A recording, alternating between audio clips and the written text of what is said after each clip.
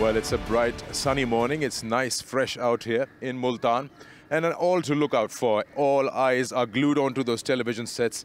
Are we going to have another day which is going to be belonging to the spinners? We saw 20 wickets fell yesterday, which is record at home. And, well, it's just been the case with the spin, just calling the shots from either side. I've got my guests alongside me, which is Amir Sohail to my left, and then far left is Dominic Cork. Good morning, gentlemen. Morning. Good morning. Let's start off with you, Amir. Or maybe both of you. Lots of discussions at breakfast. Is it going to be wrapped up today or not? And it's not something that you'd be surprised from starting from the England series to now. The games have been 2.5 days or just around 3 days in a test match. Well, to be honest, if I was in the Pakistani dressing room or West Indies dressing room, I'll be talking to the boys that, look, this is not that difficult a pitch that you cannot survive for the day. You know, yes, we have seen the odd ball turning. You know, this pitch is far superior than the pitch used in the previous test match. Yes, there was odd ball turning. And you know what happened to the batsmen in this test match? You know, once they saw a couple of deliveries turning, they were anticipating every ball to turn. And in the process, they started to feel a lot of pressure. The fear was there, and that's why they crumbled. I think they should have the confidence by now that, okay, if you get in and you rely on the good options, you can get runs here as well. It's simple for me. I'll just go on that one. There's ways of playing. He's spot on. Moti did it. We saw with Rizwan did it. We saw with Saud Shakil did it. Warrican did it. Find a way to get runs. Be patient. If the ball's got your name on it, it's got your name on it. You cannot worry about that. So ultimately, today will be the day with whichever batter can actually grab the game by the scruff of the hand and get it. That side will go on and win. Okay, so now it's almost like I said yesterday, it's a red ball and almost like a one-day game, 9 runs lead for West Indies. What is the surface going to challenge today as the day starts on day 2? Let's find out. Incredible day yesterday with 20 wickets falling. A first for Pakistan in Test match cricket in Pakistan. Now, looking at the pitch, there's a bit of development which is a little surprising because it's just the second day. This is quite close to the bat. It is crumbly, but this should be manageable because it's very close to where the batter is. But there's also a crack that has developed, slightly opening up here. And if I move further down, the cracks are opening up. There's a couple here, but there's one here which is almost like it's collapsing. So there is a lot of things to work with for the spinners, especially if you can hit those cracks. Even if a fast bowler hits that crack, he'll get uneven bounce. Now, talking about yesterday and the 2 bowlers that really got enough purchase and got wickets on this surface were the 2 left-arm spinners.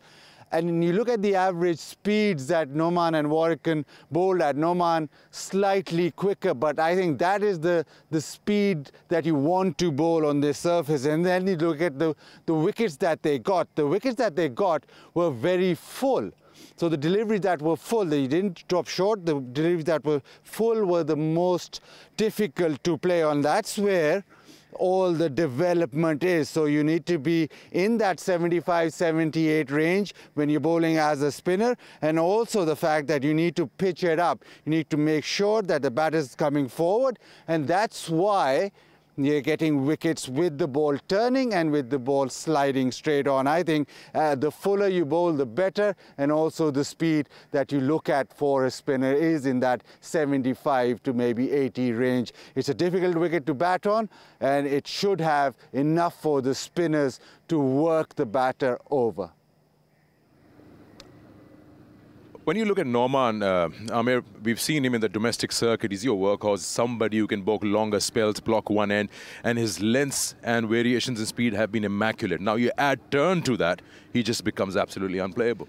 And if you look at 6 dismissals, which he got yesterday, not every ball turned. Most of his dismissals were with the arm delivery. You know, he has learned his craft. Actually, he's bettered it by playing plenty of domestic cricket.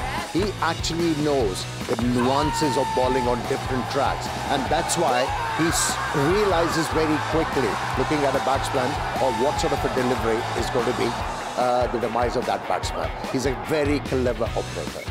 And it could have been even better for him as well. Remember that he didn't go for the review against Moti at 68 for 8. It could have been a lot better. First time he's gone round the wicket to the left-handers. I know I've talked about it enough. But the one thing I keep hearing about is these two and why they don't play more Test cricket. I agree. These two can play in all, any pitch because they've got consistency. Yes, of course, this pitch is helping. We know that. But for me, when you look at these two spinners, they work well as a combination. Of course, when you go to England, you probably don't need two spinners. But it doesn't matter about age, whether they're old or not. They're still very good bowlers. And for me, these two should be in the Pakistan team for a while. Still holding against Noman not to review that. I know, I am. I can't believe. I just think, review it. It could have been a pivotal part. And we'll wait and see how pivotal it is how the West Indies come out and bat in this second innings. Before you let you go, and thank you for joining us in our first session, are we going back today? Tonight?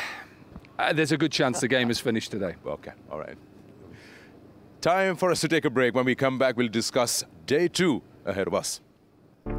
Welcome back once again. Now we know just after this we've got the Tri-Nation lined up with 4 matches at Gaddafi Stadium and National Bank Stadium that will provide the 3 sides with an excellent opportunity to finalize preparations for the ICC Champions Trophy 2025. And it will also be a perfect occasion for the PCB to showcase its redesigned and redeveloped venues to the world through the world-class broadcast. At the Gaddafi Stadium, the spectator capacity has been increased by 35,000 with the new chairs installed, 480 state-of-the-art LED lights to enhance broadcast lux levels, ensuring a superior viewing experience for fans worldwide. 2 giant digital replay screens are being installed there, hospitality enclosures for players, officials, near completion. And of course, at the National Bank Stadium, significant enhancements have been made, including the creation of a new hospitality enclosure for players and officials at the university end. To improve the broadcast quality, they've got 350 LED lights that will also increase the lux levels for great viewing. And it's absolutely amazing. And just to see that the 2 stadiums have gone to the beauty parlor. And they've got themselves all the work done before the ICC Champions Trophy. I'm going to ask Amit, I spoke to Bazid yesterday about this. It's so important that you take care of the viewers, not just on television, the people who are coming to the ground, their comfort level, the players' comfort level, and bring in a state-of-the-art facility. And I guess the chairman of the PCB, Mr. Mohsen Naqvi, and the PCB staff, they've worked very hard along with the workers to complete that promise that they made before the Champions Trophy. And also, the focus and determination is just quite vivid. I think it's going to cater for everything. You know, when in my playing days, when we used to play at Gaddafi Stadium or National Stadium or any stadium for that matter in Pakistan, there was a lot of distance between spectators and the action. And as a player, you felt kind of odd that the crowd was at distance and there was no real connection there. But now there are so many things removed, and the enclosures are actually moved to the playing arena more closer. So there'll be a connection, there'll be a bit of chatter and all that with the players and the spectators. So it'll be fun. Now, just before we wrap up our show and looking into day 2, this is one question, maybe I can put it to both of you. I'll start with Bazid. Without being too critical, I'm putting this question forward, saying that would that be a bit of a concern for you walking into the Champions Trophy and the confidence level of the batters? I know surfaces won't be the same, but then you said you'd expect more for Salman Agha or Babar.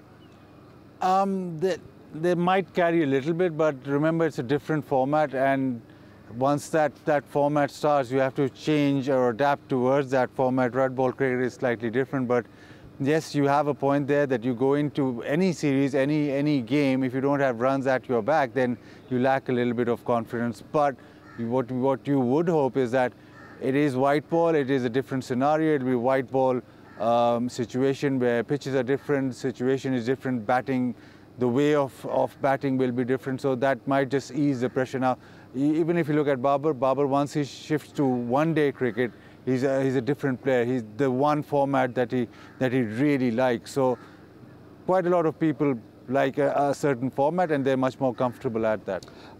In my opinion, that's where the management has a big role to play. You know, as a management, you have to tell the players, okay, objectively, we are very firm. We have to win matches at home.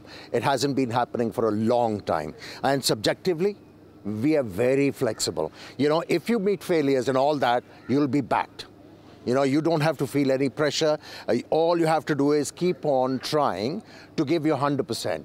Your place is not under threat. We'll support you. And if this happens, I think it won't weigh, kind of weigh on batters. All right, so here we are now.